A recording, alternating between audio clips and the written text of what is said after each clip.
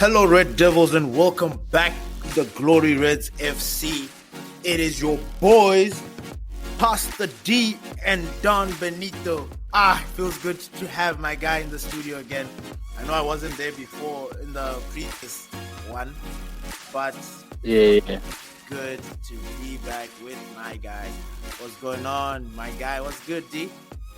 Yeah, man, all is well. Looking forward to this weekend match. It's going to be the last match we're going to have before this break. Yeah. So, yeah, man, looking forward to hopefully getting 3 points off Brentford.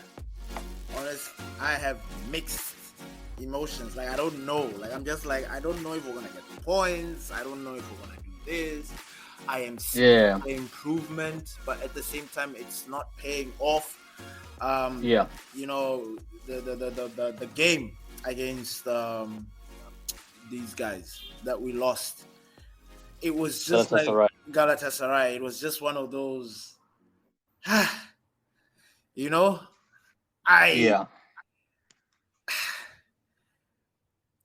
I know what's going on with the team, so I don't really want to dive too much in it because I feel like I'll keep on going in a circle, but I am still, and I know I asked you guys to forgive me for making you feel like, but I don't know that turnaround. Like I feel it. We're just taking long to get there. When you look at what Erik ten Hag wants as a manager, he wants to dominate possession, and he wants to be in full control of the game. All those things. And for the past two games, Crystal Palace and Galatasaray, and I think even maybe the other Crystal Palace that we beat them, and I forgot the other game, our possession, what he wants in terms of possession, we have had high possessions, like even the passing. And I know that just sounds like it's a meek observation, but it is important when you think about what our manager wants for Manchester United. So those are the little minute positives that I am seeing. It's just that we are just not scoring or like putting teams to bed. And this game week, it is another tricky game because unlike Crystal Palace and the other teams that we played that we thought that we could get these 3 points, Brentford are a very different animal. They put us to bed last season in the beginning of the season. How did we do in the second leg? Did we draw or did we beat them? I can't remember, hey? I think maybe it might have been a draw. Or no, we might have beat them. Yeah, I think we might have beat them. Yeah. But they're a thorn. And even though they themselves are not really having a good start, but I mean, it's expected because they're kind of like a mid-table top 10 team. They're having their ups and downs. They don't have Tony. A couple of players are injured, but they're doing well compared to us.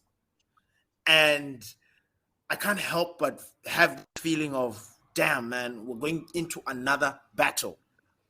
And in as much as I'm positive and I believe that this turnaround, or we are eventually going to get it, I don't know. I can't help but feel worried about this game. I don't know. Yeah. What are your thoughts, man? Yeah, man, I hear you. And I think the worry obviously comes from the fact that we haven't won a game in a very long time. There's very little confidence in our goalkeeper, who is supposed to be, defending us from conceding so many goals. Yeah. Our defense is not airtight as we want it to be because of the injuries. There's not enough transitional play in the midfield. And then, of course, up front, we have players like Marcus Rashford who are not on form, players who are on form who are not given a chance to play. And the overall attacking output is not as clean as we want it to be. So put all those things together, and that's where all the doubt starts to seep in. So it's completely understandable why a lot of us Man United fans are going into this fixture, a fixture that we should not be worried about, a fixture that we should be going into and getting those 3 points because, like you mentioned, Brentford are also without their star striker, Tony, right? Ivan Tony. Yeah. But they're still able to go out there and do the business. They're still able to go out there and play constructive football. Yeah. Even with the position that they have versus ours, what they do with that position is much more effective than what we do with ours. So you mentioned that it looks like we're showing some sort of incremental improvement. I don't see it that way because, yes, we have increased in terms of retaining the ball more and having more ball possession, but at the same time, we give the ball away. And if you notice in these matches where we did have most of the ball possession, Yeah. it's not like we're losing the ball to the opposition. We were giving the ball away because we kept the ball in the wrong areas of the pitch, right?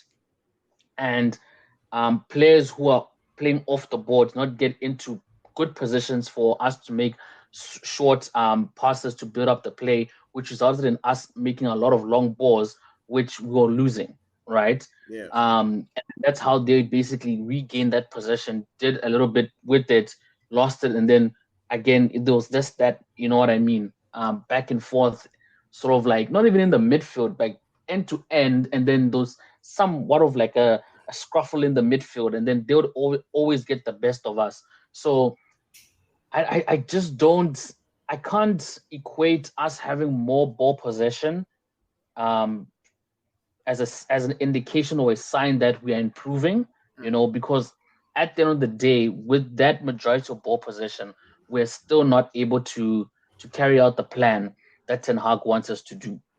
The only saving grace that I can only tell from these matches is that Rasmus Haaland is getting better in his game. You know what I mean? He's starting to gel well with the teammates. He's starting to make better runs. Starting to find himself in better spaces.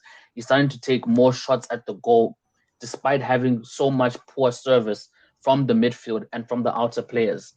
That's the only positive take I can get out of this team at the moment. You know, another one is having Mason Mount back into the team, but again, he's not being deployed in the right areas. Anthony's back. We hope to see more of him, to bring more balance into the game. I'm not happy with Amrabat that's starting in the left back position. Of course, now, with the whole Casemiro red card, he's going to be missed in the midfield as well. So, that's going to be a huge problem going into this fixture. No, but that's Champions It's League. so. Oh, is it only going to be for Champions League? It's not going to carry over into, so that red card won't be affected for in all competitions, No. just for Champions League. Yeah. Okay, then I guess now that you've asked it like that, I'm now questioning myself because I don't think they cross paths. I don't think so. Okay. Yeah. All right. Okay. No, in that case, then it's fine. Yeah. But still, I think the overall arching problem is, Ten Hag wants to stick to his system. He wants to stick to his style of play. Yeah. And I don't know if I mentioned this in the solo episode or in a joint episode, to say that maybe he should try and switch up his system and accommodate it more towards the current players that he has available, and maybe we can get a better output out of this team. Because at the moment, what he's currently doing is not working, right? And on top of that, we're not winning games. So what's the harm in trying to switch it up to see if we could do something better, right? Because if it works, then it's only a positive. If it doesn't, then it still results to the same thing with what he was doing in the first place, because it wasn't working at all. So going into this fixture, because obviously team news came out a couple of hours ago. We just got news that Reguilon won't be back for this game, so we can probably only expect him back for the Sheffield game on the 21st. Exactly. So, which basically means that we're down to basically the same, team. I do see him making changes, but again, those changes are changes that are not really going to have any, I believe, any major impact, So I don't know. I wouldn't be surprised if he starts McTominay ahead of Casemiro, for example. I see Anthony starting, getting back into the team. I don't think he'll be coming off the bench, which obviously means no Pelestri starting, no Hannibal Mabry starting. So yeah, I think we might just default back to that normal front three, and then maybe have a Mount, Scott McTominay, Bruno in the midfield or something like that. But anyway, we'll get all into that we do our team predictions. But right now, like those are just my initial thoughts on the feeling towards this match. Basically, that I don't think us as a fan base were looking very optimistic about getting a point from Brentford, regardless of us playing at home. Okay. Man, I wanted to elaborate on a point that you pointed out, especially in regards to the possession based little thing. Listen, that one was it's a very small part of the bigger picture, right? Yeah, And when I use that possession sort of stat reference. Yeah, reference, um, let's think back, you and I, since the beginning of the season, the games, yeah, and even we can even start taking it back to Eric Ten Hag's first time coming to United, those early stages of the game. How were things like? yeah, Misplacing passes, not retaining yeah. possession, losing the ball. People looked unfit, blah, blah, blah, blah, blah. And then when we started improving, what was the first thing that you noticed about United? We started again having more, but you Well, know what, man? no, listen, I just want to make a point. So just, Okay, just flow with it. okay, Just flow with it. all right, cool, Yeah. cool. All right, What the was the first possession, what was the first thing that you noticed when we started getting our rhythm back? possession. Possession, right? And that was something Yeah, that was drilled onto us. And Eric Ten Hag was somebody that kept on emphasizing. He's like, the only way you can do stuff is if you have the ball. It's very difficult yeah, when you don't have the ball, especially when you're chasing it all the time, and especially when you're playing against other possession based teams like Man City, Liverpool, teams yeah, that can hog the possession. You will not get the ball, so you will literally not be doing anything. Now, yeah, as the season went on, that was something that was predominant for our game. Possession was high. This beginning of the season, it was the same thing. Same thing. yeah, Losing the ball, no possession, these guys dominating us. It looked like we were walking, not fitness, nothing. Now, yeah, I understand that it is not a big significant thing to point out. However, I mentioned that for some reason our progression is slow. This yes, whatever's happening at United, whatever, until we're gonna click it, it seems to be taking time. It should have clicked a long time ago, but sort of it's clicking now, slowly clicking. Like eventually we're going to start firing on all cylinders. I see it, and I'm seeing the small evidence in the way we have improved in the last games. And one of the most evident thing is, yes, we've dominated this game, but we didn't win them. We didn't show why. Now that is completely different from what we are trying to accomplish. We know that our front three or our front line are not firing. However, this small, like these, because I know a normal United fan or a fan that doesn't really pay attention to these things will just think that these guys have just picked up this possession. What are these guys talking about? And then when you try to explain that, no, we have been improving, it's just slow. And D, tell me if I'm wrong. These past games, even though we were not looking as good as we should be, the possession of like having possession means that we will have the opportunity for us to create chances, even if we're going to take the whole fucking 90 minutes to do it. It's just that for some reason, our players, like for example, Rashford needs 5 out of chances to put one. Anthony needs 10 chances to put two. Those are very bad statistics. But if we had people that just put chance after chance after chance, this possession base that we are playing right now, I don't think we would have been losing. Like it would have been showing the progression that we had when we started ticking off last season. The only thing that's missing for us right now is that we're not scoring. Think about it. And yeah, the fact that we've got players that are out of position. But even with them being out of position, we are still able to hold our own. It is a weakness, yes. Amrabat playing at yeah, left back. He's not a left back, yes. However, the game has completely, like, the United from the first game is not the same United that we are right now.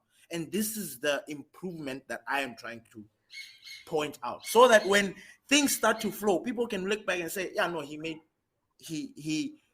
said that this was what was going on. So I wanted to just emphasize on that point. But it's not a okay, big deal. There are so many other things that need to go into need to take into consideration for this whole thing to be a big deal. But for me personally, the little improvement that I've seen is that possession-based thing. Now, if we can improve on that possession, and then now, when with that possession now, execute with our front three or whoever's up there playing, then this possession that we have improved on is a big, big deal. Because if we don't have this possession that we have improved on, when are we going to get the chances to now distribute these balls? We're going to be having to deal with individual brilliance, players running, making that run or making that extra effort to tackle, to run back, individualism. But if they are playing together as a whole team, possession, everybody's bouncing, yeah, they're not doing much, but then we've got some players that can try a thing or two. They've got some tricks. I think, for me, that's why I said for me, it's a small improvement, but I'm seeing it. Yeah. I'm seeing it. You know what I mean? All right. Yeah. Look, I'm not trying to knock the possession thing, Yeah. right? But let's just look at it this way. Yes, beginning of the season, we never had possession. When we started having a better ratio of possession was because we were playing teams that are not possession-based teams. That's the only time when the possession rate went up, or let me just say, rather say it went in our favor, right? And the only time we managed to execute that correctly was in that Carabao game against Crystal Palace. That's the first time this season we had more ball possession than an opposition team, and we actually went and won the game, right? Crystal Palace, not a possession-based team. Cool. Then obviously we went and played them again on the weekend, and we got smashed, right? Not smashed, but we got beaten. Yeah. And got beaten because a different team was used, and it just went to show that regardless of our possession, we're not doing anything constructive with the ball. I would rather us having 10% possession and what utilizing that possession way better. Like we're creating more chances with that 10 possession, with that 10th of percent of possession, taking more shots at goals, etc. Because that's exactly what's happening during those games. Would have the majority of the possession, but that majority of the possession is not in the final third. That majority of the possession is being kicked around the defense. It comes into the midfield, gets kicked around back to the defense, and then a long ball goes over, right? That small percent of possession that the opposition has, that percentage, they're using it to attack, and they're making more constructive moves. They're playing the ball way better in that small percentage of possession that they get. And then when they use that to their advantage, whatever opportunities they get, they go and score. And that's what's making them win the game over us versus our majority of possession. Galatasaray position was basically 50-50, right? We edged it by like 4%. They still went ahead and beat us. You understand what I mean? So for this possession thing, I don't want to take it into account because when we had majority of possession, it was against teams that weren't possession-based teams, that were not good enough for them to have more ball possession against us. You understand? But if you go against a team which is equally rated, like Galatasaray, you could easily see how that possession thing almost neutralized, you see. And then with Bayern, obviously, it was a different story. But now I want us to go again against a team like Brentford, which is going to be holding the ball way better than Crystal Palace.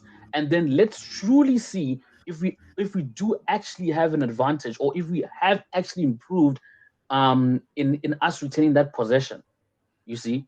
Okay. And then, like I said, with that possession, it doesn't make sense if 90% of that possession that we have is in our own defensive half, because the forward players, I would be more optimistic if we had majority of the possession in these previous games, and that position was being held in the final third, but it's not. And you can see from the heat maps that most passes from Man United happen in our half, and in the lower part of the middle of the pitch. When it goes up front, that's when all the indecision starts happening. That's when all the misplaces start happening. You know what I mean? And then the opposition gets the ball and comes back to us with the different story. So I hear your point, man. But and like I said, obviously I understand what you're on about to say. Yes, we have been keeping more ball possession. It's just about us now starting to do something effective with that ball possession. So I 100% get where you're coming from. Obviously we'll create more chances, make more plays into the box, but unless we're not going, if we're not going to do that, then it's still just going to revert back to nothing. But here's the thing, D. I'm looking at Manchester at its current form. I'm not overestimating their potential, and because Yes. you talk about they're playing against lesser teams. When you look at them playing against Crystal Palace, the first team, we were equal. We were just better in terms of the name and the players that we've got. But if you look at the current, remember when we talked about when we're looking at ourselves, not as the big Manchester United that we are, because that, I feel, I could be wrong, that is almost like saying we are lesser teams. Crystal Palace was not a lesser team. They beat us. And I understand that in that context. But like you mentioned, we started playing like the sort of improvement started with that Crystal Palace. You need to look at United in its own lane, like in the lane of they are not as good as they say they are. That's how I am looking at them. So to them, Yeah. to every game that they're playing, it's not like they're playing a lesser team. Crystal Palace wasn't a lesser team because they won. And every other team that they're playing against, we, United fans, tend to forget ourselves and think we are better than we are, but we are not. So this is where I was going with our improvement. We are improving within our own lane. I'm not saying that we are a top 6 team or better than, because truth be told is, yeah, if we play against a better side, which is Man City, it will be almost like Man City playing against Wolves or Leicester, a team that can disappoint them, Crystal Palace. That is the level. We are not stronger than them. So, okay. No. Look at it this way, D.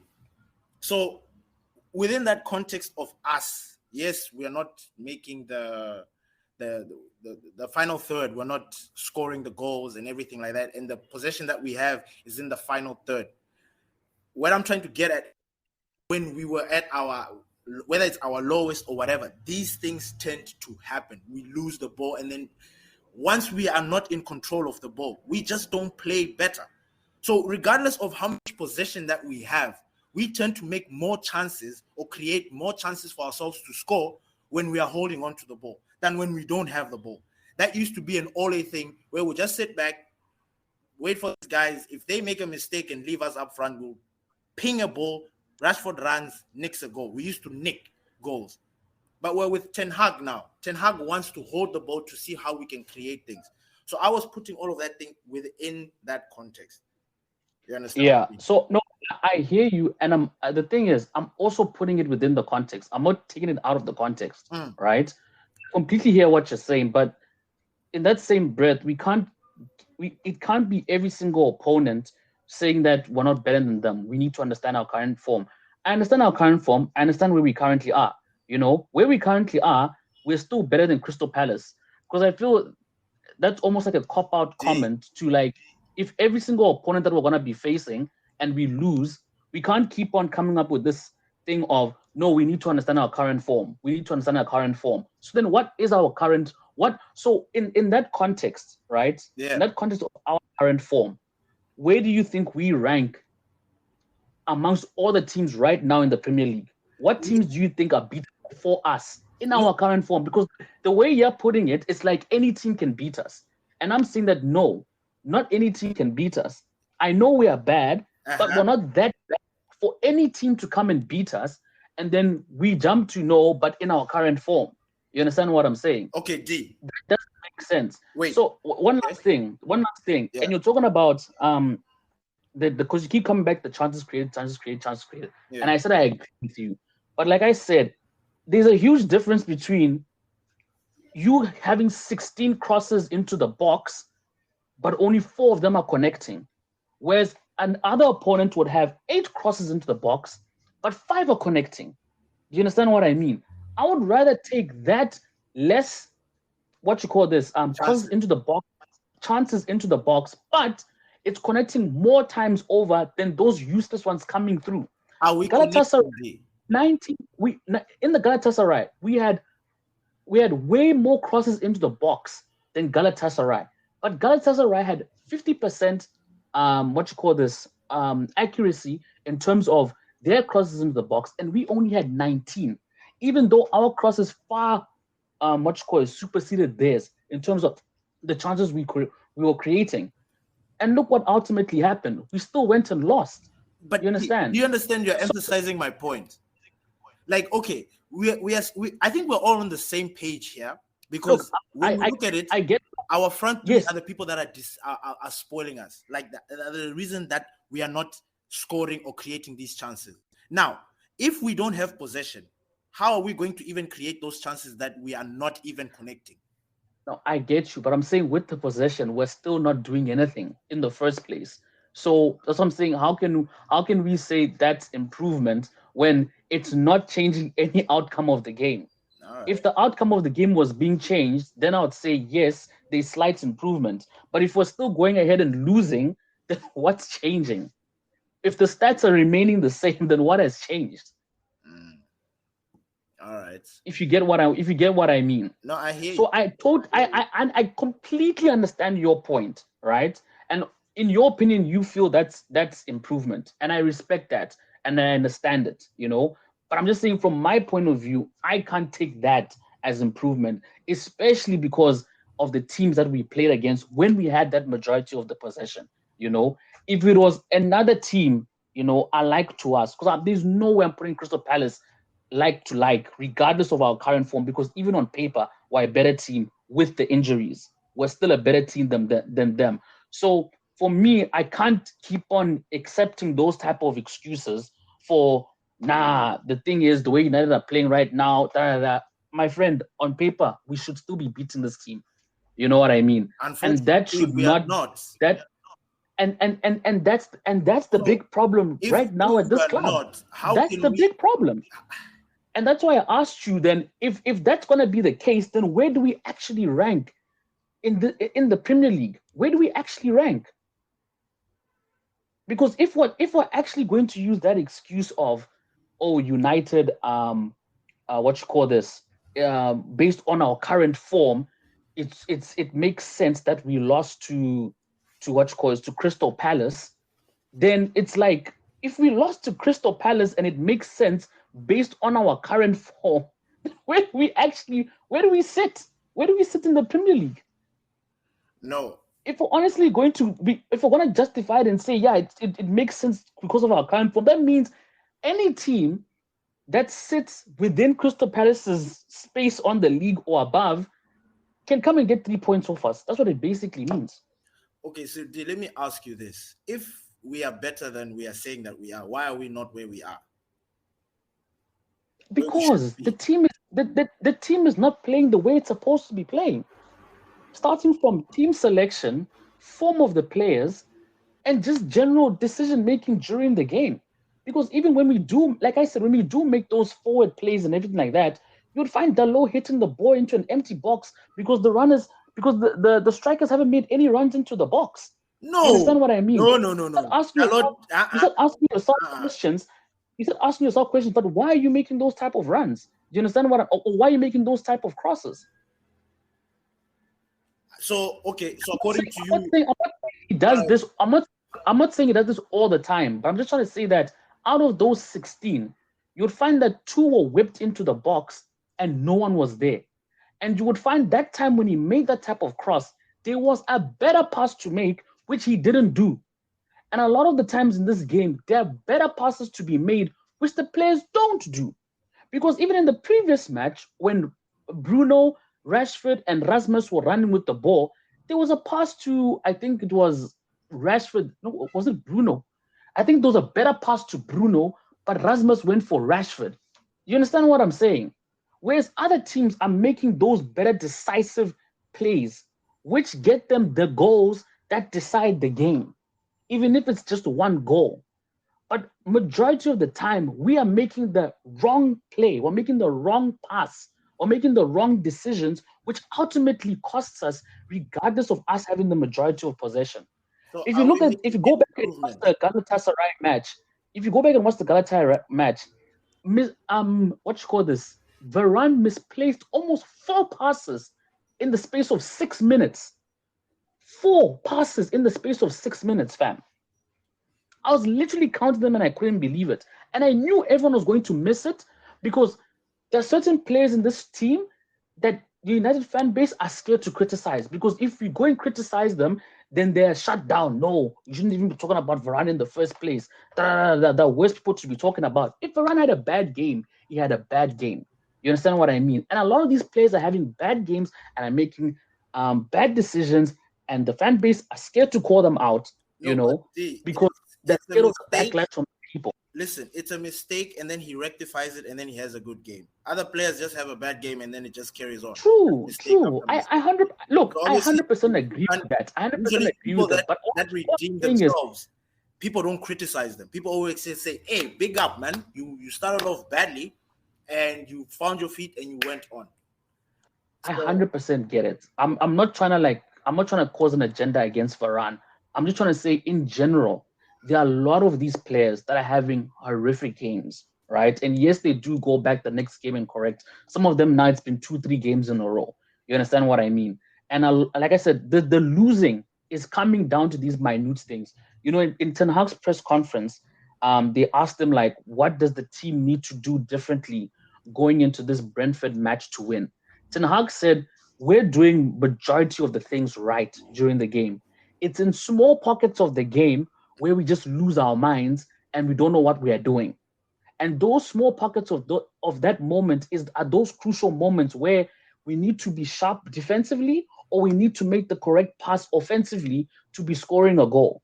And we don't. That's where we are suffering. And those small pockets of moments where United switch off are the moments that are costing us. You understand? So he said that this team needs to be consistently sharp the whole game. You understand what I mean? And because we're not consistently sharp the whole game, that's what's costing us. So we're running around this whole game, just pass here, pass there, and nothing's coming out of it. And that's what's so frustrating. Okay. So in terms of what you've seen for United so far, what's your overall look? No improvement. Like what's your overall take in what United are doing? Honestly, right now I'm just seeing more of the same stuff. I disagree with Ten Hag in his answer. I think it's vice versa. I think majority of the game we're playing pop, and then it's moments that we're having, some quality plays, because that's where the goals come from. It's these pockets of moments. You know what I mean? When like those just even the way the first goal came about against Galatasaray, it came out of nothing. It was just random passes in the midfield. Casemiro gets hold of the ball. He looks up. He sees Rashford running, swings it through to Rashford. Rashford dashes down the wing, hoists it into the box. Perfect mint. Haaland, boom, header, first goal. Do you understand what I mean? But it wasn't aimless, Steve. And no, I'm not saying it wasn't aimless. What I'm saying is that goal came out of nothing. Do you understand what I'm saying? When you see other teams play, you see the build up. You see it, Ben. You see this thing coming a mile away. United goals, you don't see them coming. They just happen spur of the moment out of the blue. It'll just be like this scuffle game, and then all of a sudden there'll just be this beautiful pass that needs to be made, and somehow it's made by Bruno, Lindelof, Casemiro, Amrabat. Someone finds someone. You know what I mean? And then we go and have our moment of brilliance. It's not something that's constructed. There's no constructive play. There's nothing like, this is how we're going to transition the ball to go and create a chance to score a goal. United don't have that. Other teams have that. That's why when we score, it's easy for teams to come and score back against us because they have a game plan. We don't. You understand? You see the goal coming a mile away from these other teams. United, you don't see it coming. It comes out of nowhere. I don't remember the last time any of the goals that were scored this season. The only one I can think of is the one where we're like pinging the ball, ping, and then we scored. Martial's in that game. Which game was that one? That's probably the only one where there was some sort of like construction that was happening, constructive form of play that was happening before a goal was scored. Majority of the time, it's I've seen this guy run. You know what I mean? It's just panga in the midfield, whatever. Shoot the ball up front, run, cross, score. You understand? Moments. You know what I mean? Came out of the thin air. But there's nothing like, United have a style in which they go and score goals. There's nothing like, United are about to score a goal because they're getting into this attacking formation or this attacking structure. Nothing. You understand what I mean? So now what? Are we always going to rely on spur of the moment? Are we always going to rely on the hope that, oh, there's going to be some scuffle in the midfield? Defender is maybe like an inch not in an offside position to play the opposition offside, and then a ball is hit, and then somehow we go and do something. We can't rely on that strategy to go and win games this season or get us into a top four, competitive position or any of the like that. So no improvement. From my side, I don't see any improvement. Collectively, I don't. In some individual players, I do, but collectively, no. All right, all right, all right, man. So let's jump into our predicted starting lineup. So, what are your thoughts? I see him sticking with Onana. I see him going with the usual back four: Dalot, Victor Lindelof, Varane, and then left back Amrabat. In the midfield, most likely going to start Mount. You'll probably start Casemiro before going into this long break. And Bruno Fernandes, of course. Definitely going to start Rashford. He's unbenchable. Rasmus Højlund, and I see Anthony starting. Yeah. What about yours? I don't know actually, because this game against Galatasaray exposed Amrabat, and I think the manager needs to sort that out. Like, he needs to put Amrabat in his position. So, Yeah. having said that, I see him making a defensive tweak. I don't know if he's going to do it. So, and okay, I would say this only purely because this is what I want. This is what I want to see. So I'm not Eric Ten Hag, but this is how I feel that should happen. He can either put, whether it is Johnny Evans or Maguire, I don't care, because that we've got other players that can sort of handle. The only thing we need to be worried about, if he does bring Maguire, are mistakes. I'm not on Maguire's case anymore. He's not our captain. He's got no huge role. I just need him to be there to fill in. Like, just do a job. When we need them. Do your job. Just get there, block. We've got Varane. We've got pacey people to help you. Just concentrate and just don't do stupid things. So my back four, I would have obviously Onana. And my back five, Onana, and then I'll have Lindelof right back, Varane, and then I would Maguire, and then Maguire or Evans, and then I'll go Dalot at the left. And in the midfield, I'll go Kase, Amrabat, Bruno, and up. Because for some reason I think he wants to accommodate Mount. You always have Mount in his starting lineup. So I don't, and because Anthony has just come back, I don't see Anthony starting. I see him having that switch thing that he has with Bruno, which I don't understand, but it is there. Yeah, because he wants to accommodate Mount. He's trying to make it work. So I see him doing Mount number 10 or Bruno number 10 with either Mount on the right or Bruno on the right. Left, obviously, Rashford is going to keep his position. And up top, I see Rasmus Højlund. Okay. So, yeah, that's how I see the team. Because, I mean, he's going to keep on getting pelters. Because when you look at those two goals, one goal from Amrabat, it came from the left. Like the equalizer and I don't know, was it? Yeah, the equalizer, and then I think after that, I don't know which other move. But then there was a lot of they were coming for him from the left hand side, and Amrabat is not a very pacey person, so you can't really give him these kind of defensive duties. He's clever, he's smart, he knows how to intercept, he knows how to block when he anticipates what you're going to do. But that's not enough, because he needs the pace. He has the strength, just doesn't have the pace.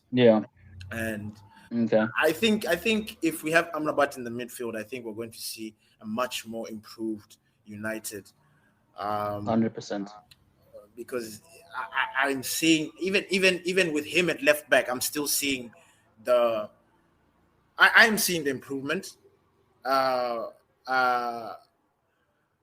he offers more. He's almost like taking a Cancelo role, but in a very different way, because he's not Cancelo. He's not fast. He's not, but he has this thing where when he comes into the midfield, like a Stones or a Ake or whatever, the thing that Pep Guardiola is doing at Man City with some of his defenders. Or the Yeah. look like he's playing on the left. Obviously, when it comes to defensive duties, you'll be there. But when they're in the midfield and have the ball, he comes in and helps.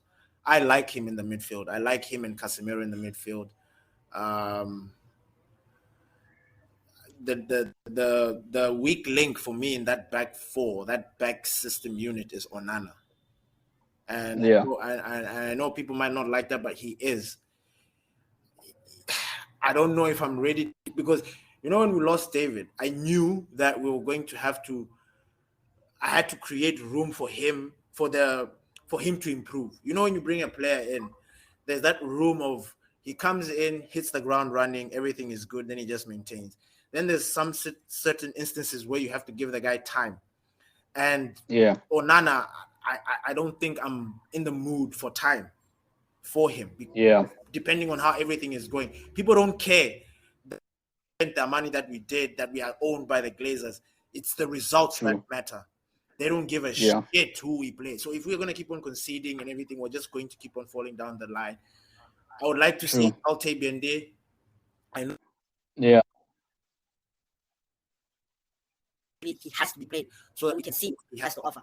Onana, that thing that he took, that was the thing that David De Gea got pelters for.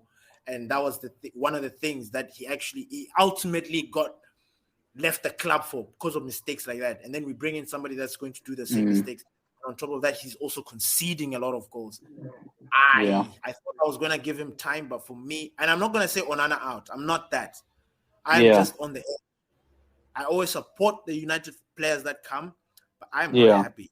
I am very, very worried. And I just feel like if we don't score more goals, we're going to be in the same situation that we were last season. No goal difference. Like a goal difference, where we're probably scraping wins, and then when it comes to the crunch or to those moments, we're gonna miss out because of goal difference. And he's going to be a huge factor in contributing to goals. Like I'm not fooling myself with Onana. I'm not. I'm giving him time. Yeah. He's going to be our number one for a very long time, but I am sounding the alarms that I am happy. I know we can't fix the problem right now because, I don't know. Chelsea did it with Kepa. They bought him expensive goalkeeper, started flopping. These guys are, let's start looking into another goalkeeper. They brought Mendy. So maybe we might have a situation like that. I don't know, but we'll see. Yeah. All right. Definitely. All right. But so anything? What? Before we move on, I just remembered now. Ten Hag was asked in the press conference, "How ready is Anthony?" And his response was, "I think he's ready to start." Oh. Do you still? So, with that being said, are you still confident that he won't make your predicted lineup? If the manager is also somebody that has been sort of like I don't want to say lie, but he kind of omits stuff. Yeah. I'm trying to picture it though. Anthony comes in, then there's a battle between Mason Mount and Bruno. Then that means that if that's the case, then Mount is in that midfield with Casemiro, Bruno up top, then Amrabat goes to left back. There's no way Amrabat is benching. So exactly. In that case, then I guess Amrabat will retain his position at left back, and then Dalot back, and then the two backs, and then Lindelof, Varane, and then if that's the case, then but I don't know. All right. So I want to ask you two questions, right? So obviously our next game is against Brentford, and then we play Sheffield United. After that, we play Copenhagen, in the Champions League, and then we have the United Derby this month. That's the last weekend of this month. We're gonna have the United Derby. So this question is twofold. All right. Mm-hmm. What do you think the score is gonna look like for tomorrow? And if we lose this fixture, what comes of it following the other matches that we have for the month? What does it look like for United? Okay, so first score prediction. Yeah, score prediction. Honestly, I don't know because we're not scoring. You know, I do understand that Hoyland has come in and he's shown some very positive signs of scoring. Man, I'm in that twilight zone, man, where I'm just like, I don't know what's going to happen because United are just that team that they can bring it tomorrow. We can even, man, we can go tomorrow and smash Brentford fucking 10. It can happen. Yeah. Yeah. Can happen. And then, United is back. And then we go and play Luton and then we draw. You know, so, man, honestly, like, okay. Like I said, our improvement is there in terms of that possession thing, but that possession thing is shit if we don't score. Yeah. So Brentford is a team that loves to have the ball. So it'll be interesting to see how we fare when we are not really in contact with the ball and with an aggressive team. And yeah, I mean, like I said, because I mean, if I take into consideration how what you said with Crystal Palace, I don't know where you also rank Brentford, like if they are a smaller team than us, or we should be smashing them. I don't know, but when I look at them, I don't see us winning unless United tap into that United thing that they do, and then they just clicking, and then they beat the team. But when I look at our current form, I see a 2-2, man. I see a 2-2. Okay. A struggle 2-2. You know, one of those where we are making mistakes and you know, but And then to answer your question, you said if we win, you said if we win, if we lose, if we lose. No, if we lose, what does this mean for us? We can forget about European football. And no, I lie because here's the thing: we are 7 points off Liverpool, if I remember correctly. It's not and bad. Liverpool should be 4th. It's when you think about it, it's not bad. It's like so if Liverpool, we just need to go on a a 4-game, for example, winning streak, and then assume that other teams are just going to have up and down. As long as we have our streak, trust me, we are going to go up the ladder, believe it or not. But let's forget about what everybody else does. If we go on a streak, let me just say 3, just to be safe. 9 points is good enough. If you take into consideration that not everybody is going to win 3 games in a row in the Premier League, so already that will be shifting. However, here's the thing: like, where are we as a team? Because like I keep advocating for them. I am seeing the progression. I'm seeing the improvement. It just needs to click. When is it going to click? Which game will it be that it will click? They could flop against Brentford, and then it clicks against Sheffield, and then we go on another. So All right. So look, and don't get me wrong here, right? I'm not trying to like just go ahead, man. Like, call you. I'm not trying to call you out or anything like that, but maybe just be a bit more specific when you mean like they need to click. Okay, so what you were explaining, the wrong decisions, you know, you look at United, been playing all the goals. It's when you dissect every single thing, you'll be like, fuck, Rashford, you could have passed earlier. Hoyland, you could have passed to Bruno. Yeah. You could have given this earlier. You didn't have to hesitate. There was this moment you could have given. Yeah. So it just boils down to those little things that you were talking about. But yeah, and that's the thing that seems to be missing right now at United. Yeah. Because at the beginning of the season, we were not holding the ball. we looked last. We were not okay. We had no possession of the ball. People were doing that thing. It was just one of those things that we touch the ball, we lose it. And when I give that analogy, just picture Fred when he comes on. Those first touches that he does, losing the ball all over the place, unless Fred is on point. So that's how United started off. Then slowly, we're getting there. Slowly, we're having the ball, now making these runs. Now, the biggest problem that we've always had in the beginning was the scoring, i.e. Rashford. Rashford is supposed to be scoring goals for us. He has not been doing it. He has been making these all about him and not making the right decisions. It has costed us goals. I think Rashford has costed us. I know I might be taking this too far, but I think he has costed us 20 goals, if you think about it. Even more. All the games that we played. This season? This season. And here, this is how I mean when I say that.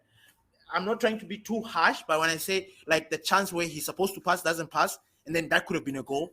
The moment when he shoots, and then it's the wrong decision, that could have been a goal. I mean those kind of chances. Okay. I know it's too much, but like when I just giving a rough estimate. So he has given up on, like he has lost us. So for example, those 20 goals. Had we scored those goals, those chances that we had created, I don't think we'll be having this conversation right now. You understand what I mean? Yeah. He's not the only person. Anthony started off bad. Who was our striker when we started off? Was it Saan? It was Rashford. Then we were trying to accommodate the Sancho, Garnacho thing. So it was just not. I think Sancho only came in, I think he was only featured once. Okay, so it was Anthony, Rashford, and Garnacho, right? Yeah. So that thing has not been consistent since up until today. We keep chopping and changing. We haven't found consistency because we're trying to find it. These players are struggling, so we're trying to try everything. We want this young player to come in and prove himself. He comes in, he's doing his thing, but it's just not enough for what for what we see United to be, even though we don't take into consideration our level, where we are at. So it's there's a lot of things that go into consideration. It's a very big, good question. But honestly, if we lose, I don't necessarily think that that's going to be the end of everything, because again, we had a conversation off the records. You and I were talking about United need a reset. You know what I mean? Yeah. Talk about Arsenal. People forget that the title challenging Arsenal, that previous season, Arsenal went through a phase where they didn't have European football, meaning they were not playing a lot of games.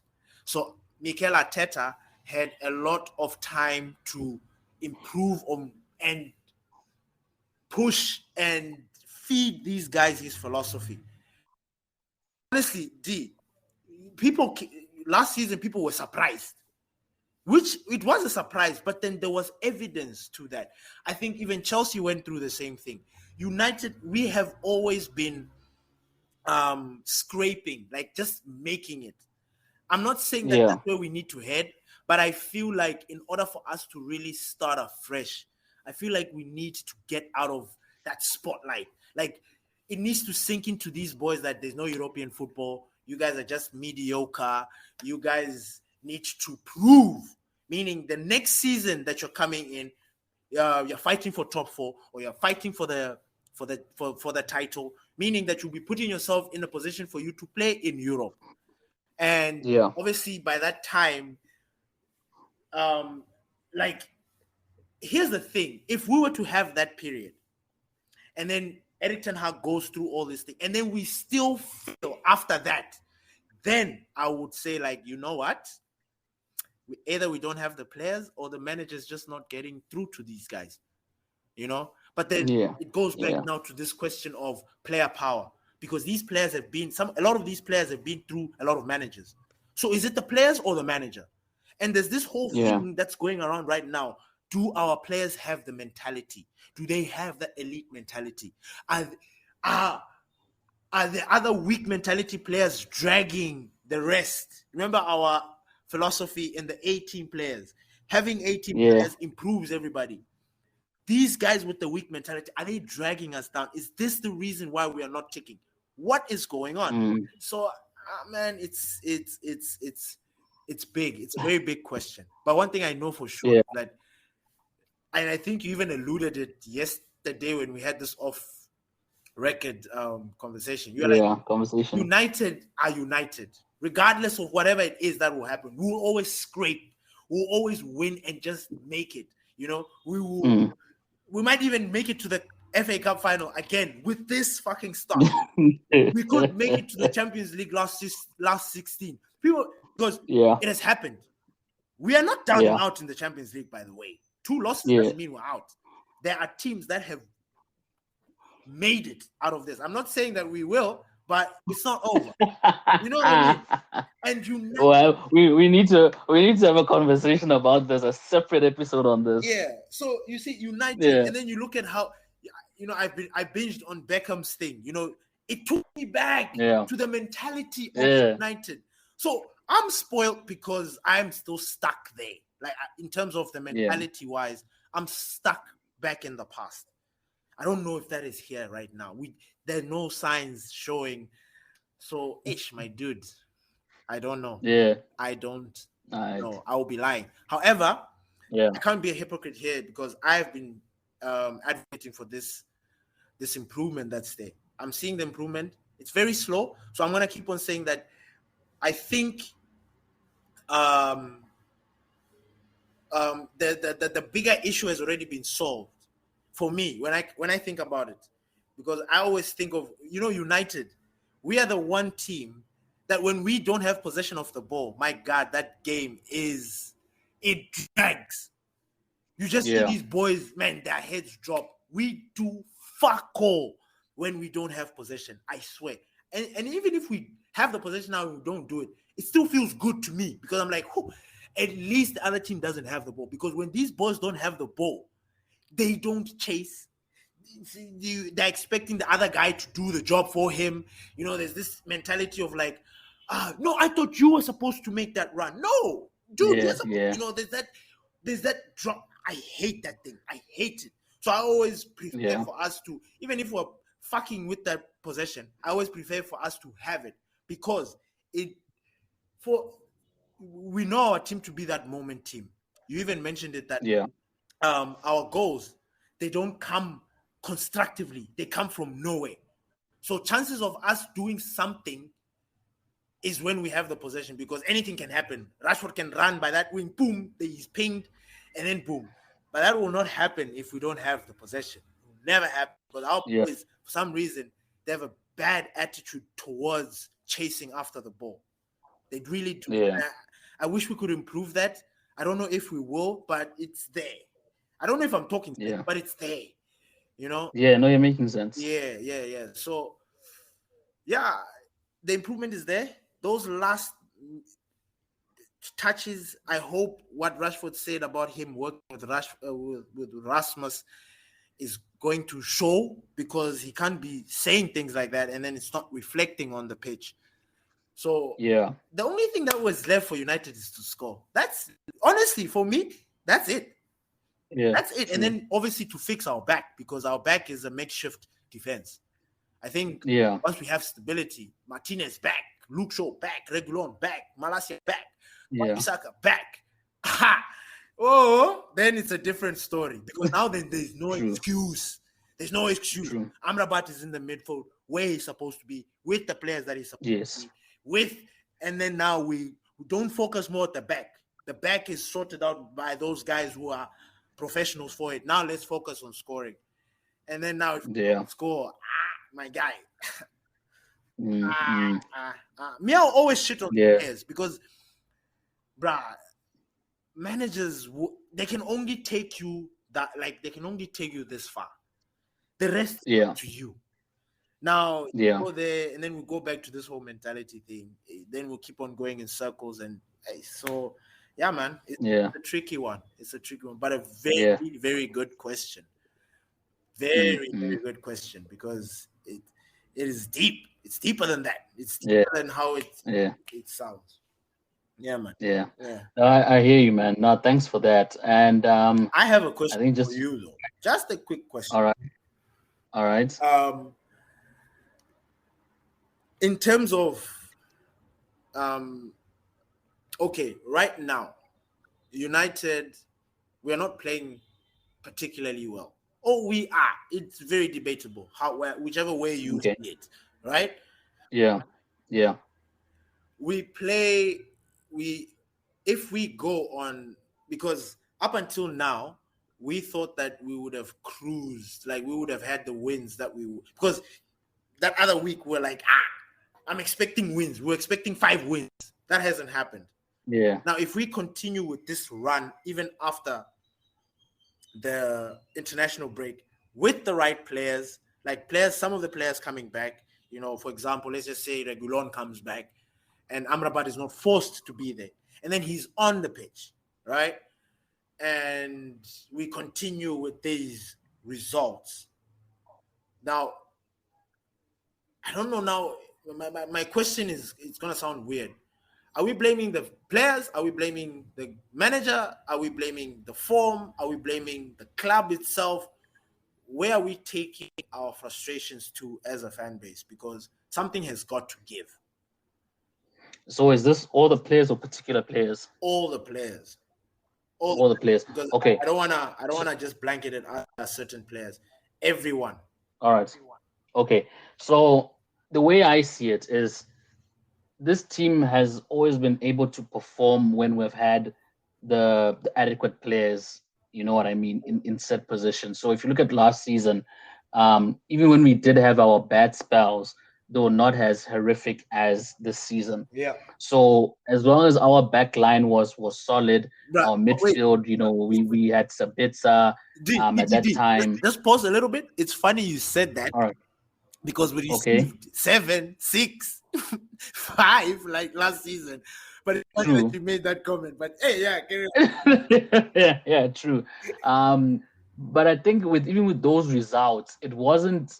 I think that was very early in the season. Yeah. And we must also note that last season was Ten Hag's first season. Yeah.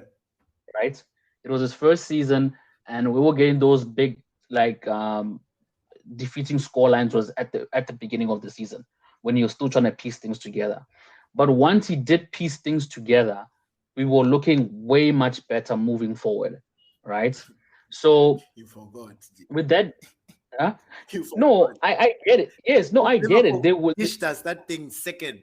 Yes, yes, the second leg. I know, I remember. Yes, and I'm not going to write that off. Yeah. And I think that's been the most frustrating thing about United, is that every season a team has just rolled by and hit us with like +5 goals scoreline, which has just been absolutely ridiculous. Yeah. And it always comes at a point where it doesn't make sense, because the game prior, we had either won, drew, or even if we lost it, it wasn't to the extent that we're going to go into the next match and then we're going to get beat like that. Yeah. And every single time when we get beat like that, it's always us starting the game off slow. Yeah. We were just off, where we think we have enough time. Yeah. Oh, it's just a goal that is gone in, it'll be fine. Yeah. And then you find, like, in the space of 20 minutes, 4 goals have gone in, and now it's too late to do something.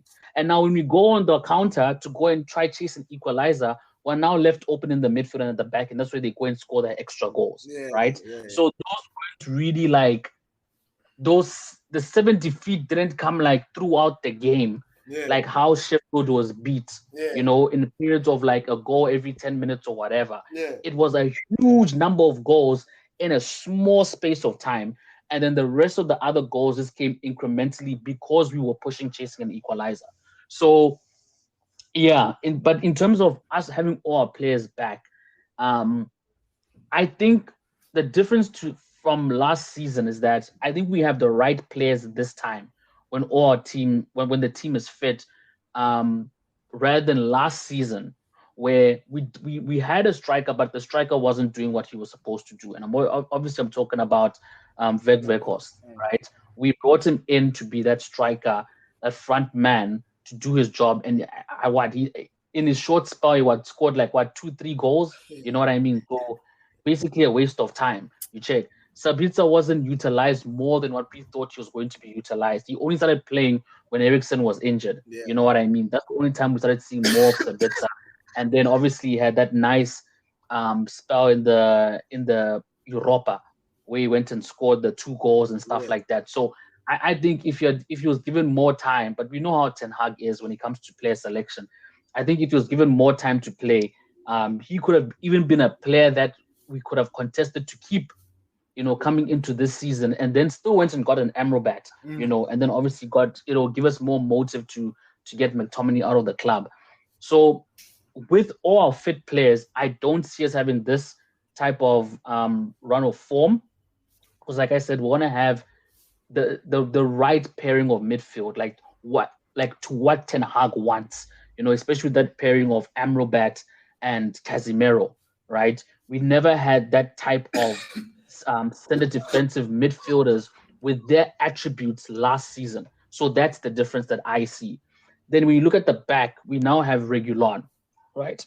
Obviously not our first choice, but somehow I sort of see Regulon offering more in the attacking output. How people want to describe the new role of the fullbacks than maybe like a Malacia. Okay. You understand? So I sort of even see Regulon coming in before Malacia. It would definitely be Luke Shaw starting, substitute on. Yes. You understand what I mean? Yes, and then of course on the right hand side you interchange between those two with Saka and Delo, depending on what type of thing. And then obviously we have Rasmus Højlund, you know what I mean, who's obviously a way more formidable striker than Vak Vekhos, scoring what? Is it 6 goals now already? Since he's now started playing in the first team. So obviously, he's doing way better than what Vekhos was doing last season. So now we have like I don't want to say a proper striker, because obviously he's still, getting into his game. Yes, 3 or 4 goals. Three. It's 3 goals. Okay. Are we counting all competitions? Because I'm counting all competitions. All comps. Yes, in all comps. It's 3, right? 3 or 4. I know Kasa has got more. Yeah. Okay, yeah. So yeah, it could be. Okay. But it's definitely scoring, getting into good positions for scoring goals. I think what I'm counting are also the offside goals. I think that's also what I'm counting as well. But I think if you count actual goals, it's probably 4. Yeah. So, but anyway, so this team, although it doesn't seem that way, when all the players are fit, I do believe we have a stronger team this season than what we had last season. So when everyone is fit, I don't see any reason why this team shouldn't be performing way better than it currently is. The only thing that I can say is Ten Hag is going to be stubborn in terms of certain players who just shouldn't be starting, and he does have options off the bench, and he just doesn't want to utilize them. You understand what I mean? Because there's no reason he will not change. You understand what I'm saying? So there's no reason for Garnacho not to come in for Rashford very early in the game, or even start in the game if Rashford is not fit. You know what I mean? And then if not, even Martial can start on that position because he has played in that position in his career. You understand what I mean? Yeah. And then on the right-hand side, we've got a plethora of right wingers, because before we had nothing. Now we just have number 7s in abundance. We've got Anthony, we've got Pelestri, we've got Maybury plays in that position, Mount can play in that position. Jadon Sancho, if his thing gets resolved, which I highly doubt it, but the point in case is that we are sorted there. And then in the midfield, of course, Amrabat, Mason Mount can also fill in there, Casemiro, we still have Eriksen. So I do see us playing way more better, just having more options, and him just basically utilizing those options that we have. I do see this team having a dramatic, not even an incremental. It will be a night and day difference if we have all our team members fit 100%. Also, just before we wrap up, I just wanted to talk about Russ a little bit. Rasmus showed some really, really positive signs against Galatasaray. And I know you as somebody that is very cautious about about giving praise or, well, like jumping on a bandwagon. I know you're very logical and stuff like that. Do you see Rasmus maintaining this? I mean, because each competition brings out a different kind of atmosphere, and you'll find Yeah, out that in the Champions League we might play better than we will in the Premier League or in the Carabao Cup because of the yeah, atmosphere. Champions League brings out this World Cup sort of big competition energy. You know what I mean? Like, yeah, players really want to show out in the Champions League. yeah, And in the Premier League, there, if you don't show out, you get exposed. You have to bring your A game. yeah, It's a different kind of atmosphere. yeah, So with the mentality that you've always had, like even like mm, last season, the beginning of last season, when you didn't want to jump on Rashford just yet because you're like, yeah, I see him doing it, but I need him to do more. Are you yeah. in the same place with Rasmus Højlund, or are you like, nah, this guy is maybe different? Like, what's your vibe? Like, what based on what you've seen So, so far? okay, so what I've seen so far, and I know United fans or community, whatever, I know we don't like this comparison, but I'm gonna make it just for comparison's sake Yeah. to sort of drive my point. All right. Mm. Right now, obviously, Erling Haaland is a better striker than Rasmus. Mm-hmm. But I honestly see Rasmus becoming a better striker than Haaland. Wow. And the reason why I'm saying this, there's something that I know. Wait, There's something that I know. Let that sink in, because that is a fucking big statement, my guy. Oh my! I know. Yeah, I know you've thought and I'm it gonna through. Go. And you know what, man? With Haaland, all right, he's one of those players that he's big, he's strong, he's powerful. Yeah. Right? Yeah. He's one of those players that he needs to have that momentum, in order for him to like get into his stride. You understand what I'm saying? Once he's in his stride, he's unstoppable. Yeah. You understand what I mean? Yeah. But with Haaland, as long as you can contain him before he gets into his stride, you can nick the ball off him. You can get the ball. You understand what I mean? So as long as you can nullify that from the jump, you are fine with Haaland, right? What I noticed with Rasmus, my guy, that guy will bully you off the ball even before he thinks about running. You know what I mean? You'll collect the ball, he will push you aside, and he will start to take off. So for me, you can't get the ball off him when he's stationary, and he can find his own space to start making a run with the ball. I see that as a bigger problem than a player that only is unstoppable once he's on the move. And for me, that solely gives him a competitive advantage over Haaland. That's the way I see it.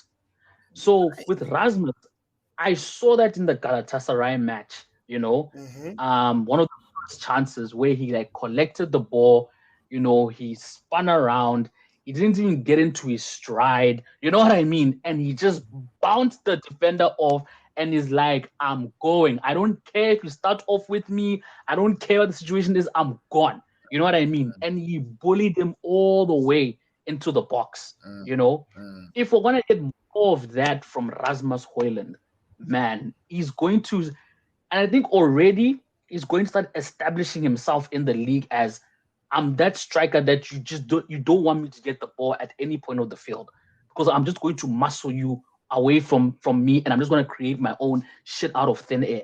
You understand what I mean?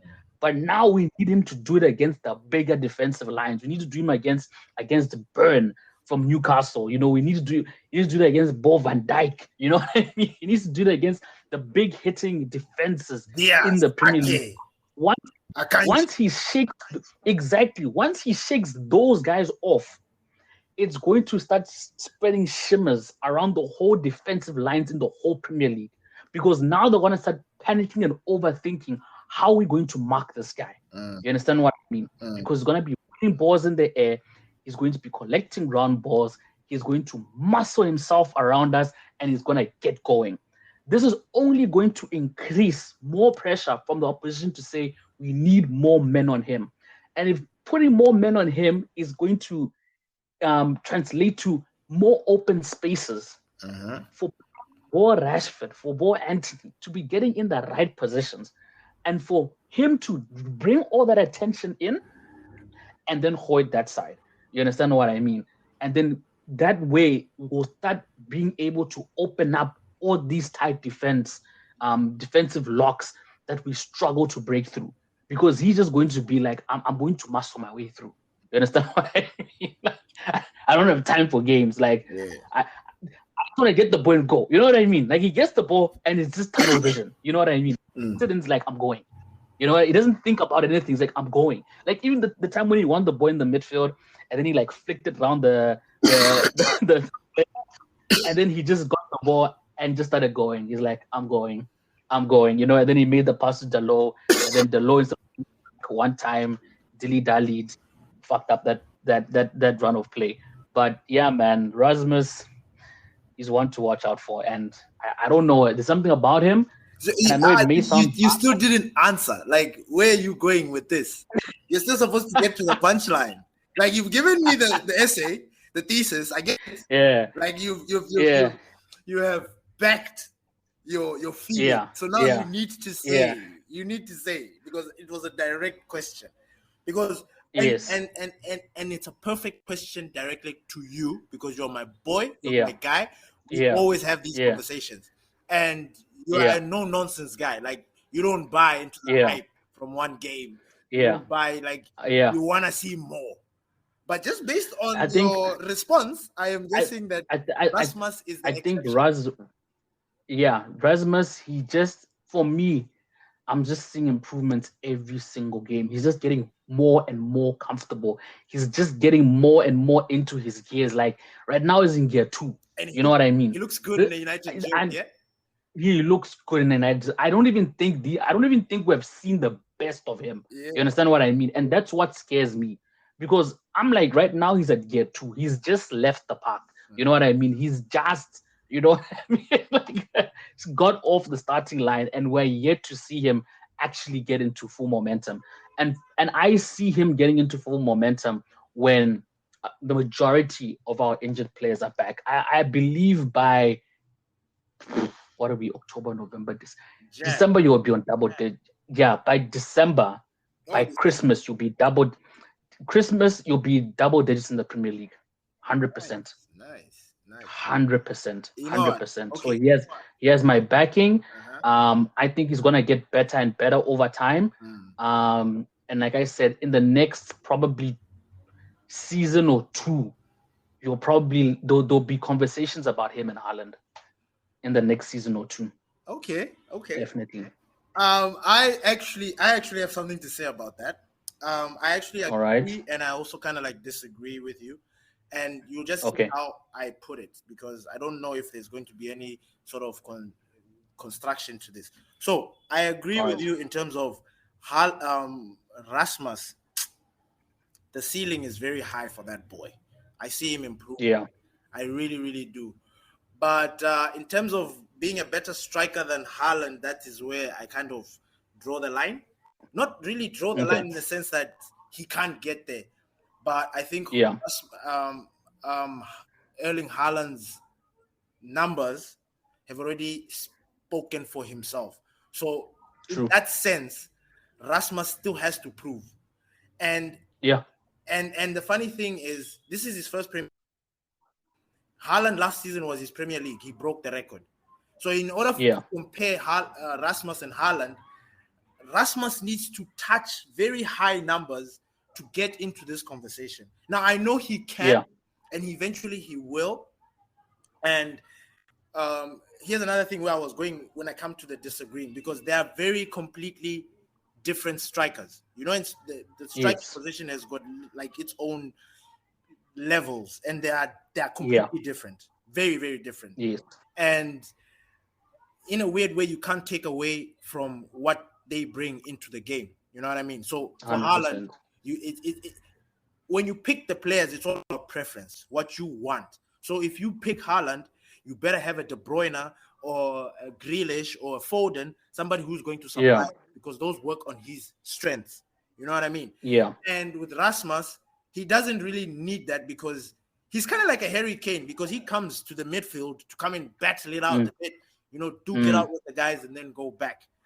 Now, if you look into how United play and how City play, it's going to be very difficult for Rasmus. Like, he's going to really put a shift in. Okay, when we get all the players in, we are going to see if we're going to break our number 9 curse, where because we don't really supply our number 9s. It's been a while. So we are hoping when all the other guys come in, then we'll start supplying Rasmus Højlund. I think when that happens, and then he starts to put in a few more goals, like double digits or, I think that's when I'll be comfortable to kind of put him in the same conversation as Haaland.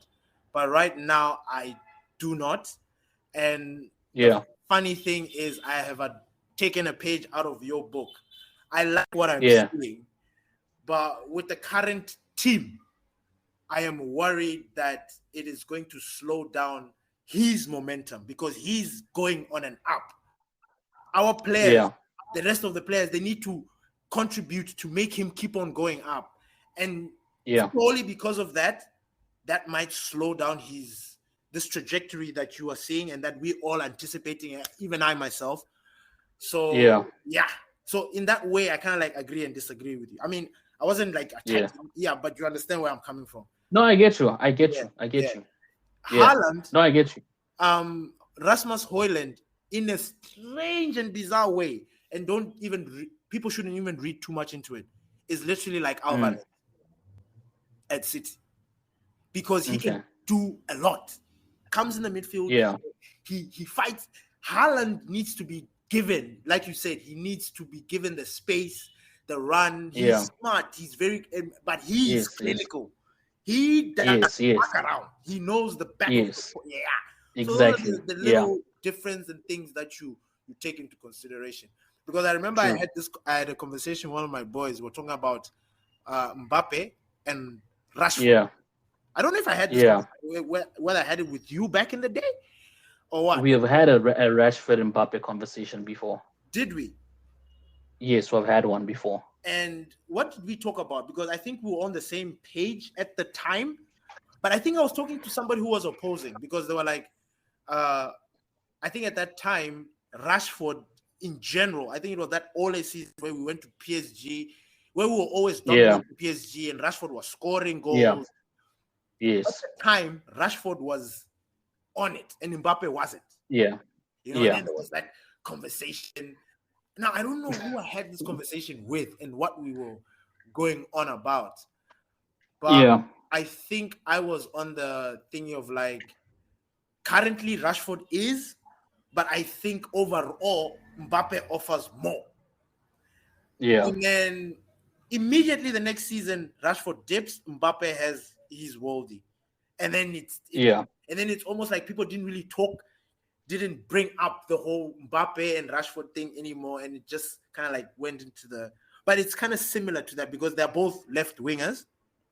And, both mercurial players, dribbling and skills and stuff. They're literally the same player, just different styles, I guess. And I don't know how to put an end to. How do you rate them? Forget Mbappe's World Cup. Forget his accolades, basically. Football and his goal scoring, him and Rashford, when they're both at their peak. When they're both at their peak, you're splitting hairs. You're splitting hairs. I honestly, I can't tell you who's better, to be honest. Exactly. When they're both at their peak, you're splitting hairs. So this one, this kind of, I think this is almost similar to Rasmus and Haaland, because I agree with you that he will get into those competitions. We might be shooting ourselves in the foot, but what we've seen are signs that he can. It's just, are we going to do it? Are we going to get him there? Because we need to get him there. He can't get there by himself. He can do as much, but we need to elevate him. So no, I think we'll definitely have a conversation during this international break Yeah, where yeah, we'll dive into a lot of player comparisons yeah. and go into depth. But other than that, let me just give my score prediction before we close this episode. Yeah. So I want to make it very brief. I think we'll beat Brentford. We're 2 points off Brentford, who are sitting in 14th place. If we lose to Brentford, it means that we are gonna be sitting 14th or 15th place. So it's really a match that we honestly can't afford to lose. Wait, We're is gonna be playing Brentford ahead home. of us? I No, they're below us. They're They're below. 14th. Okay, okay. Yes, and we're 10th. We're 10. So if they beat us, they're gonna be a point ahead of us. So we're gonna drop all the way down to their position. Shit. Well, not necessarily, but Yeah. if It the other depends on the teams other. below exactly Crystal Palace win their game, etc., then they'll go ahead of us. But otherwise, we're definitely gonna drop out of the top 10 things, and I just don't see it going into the international break as dropping points. So I see us taking it. I see us winning definitely against Brentford. I think we're going to play well. We're not going to play amazing, but I do believe we're going to play well. We're definitely going to get the win. Yeah, I don't see us losing just solely based off that and nothing else. That it's a must-win game. So it's not even because of form or who's back or whatever. It's just going to be one of those things of yeah, we've lost 3-4 games off the bounce. We're gonna win, but this win does not qualify as our turning point. No, it's just a win for convenience sake. Bruh, for me, I'm gonna stick with the 2-2. The Galatasaray game, I actually also predicted 2-2, and I almost got it if that thing didn't happen. Like if Onana didn't keep his knee on the ground and not put to save that ball, or if Amrabat didn't, but just because of that, like I always feel we're always going to concede. It's just a matter of how many goals, how many goals are we going to give our opponents to score? So this one, I see us struggling for some goals, like maybe scoring them, and then things just stop, and then maybe they equalize, or having the same back and forth we had with Galatasaray, or Brentford scoring two first, and then we having to find our way back. So I think 2-2. I think it's a 2-2 for me. All right, cool. I never gave my score. I just said we're gonna win. Oh yeah. I'm gonna go with I'm gonna go with a 3-1. 3-1. United to win. Yeah, United to win 3-1. And who is gonna score? Who are gonna be our Rasmus definitely. I'm gonna give Rasmus a brace again, and then a goal from Bruno Fernandes. Nice. Rasmus. Nice. I see it coming from a Casemiro or Casemiro or Mount. I don't know why I'm seeing it coming from our midfield players.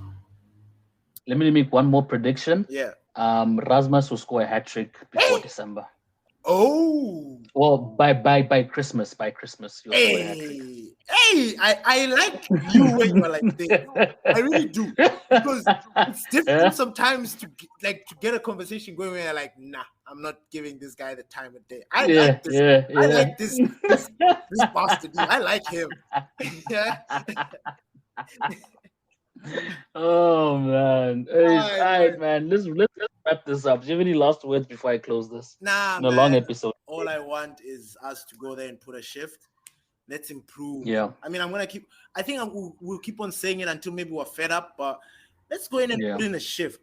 I do want to say how convenient it is that some of Rashford's best work comes from the right. It's just something that, like, it really makes my head pound, because I get annoyed, because I'm like, why are you trying to confuse us? Why are you putting us in these positions? All his goals, crosses, whatever, the goals come from him when he's coming from the right. Yeah. The left. So do we want us now to bench Anthony so that you play on the right and then we put Garnacho? Or what? This kind of... I get annoyed by having those thoughts, Yeah. But ultimately, right. Yeah, man, let's go out there and do our thing, man. Let's go out there and do our thing. Most deaf. So thank you once again for listening to this episode of the Glory Reds podcast. You can catch us on all your favorite streaming podcast platforms. We're on Apple Podcasts, Google Podcasts, Spotify, Zencaster, Spreaker. Catch us everywhere. Don't forget to subscribe, so every time a new episode comes out, you can be the first to listen to it.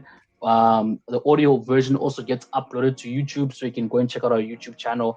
All our social media platforms are Glory Reds FC, so you can go and follow all our platforms so you can catch our latest episodes when they drop. Don't forget to check out our website at gloryredsfc.co.uk, where you can see our latest blog articles.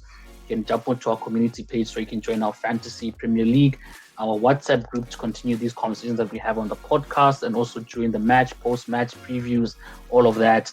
And yeah, with that being said, thank you once again for listening to this episode of the Glory Reds Podcast FC, and we'll catch y'all in the next one.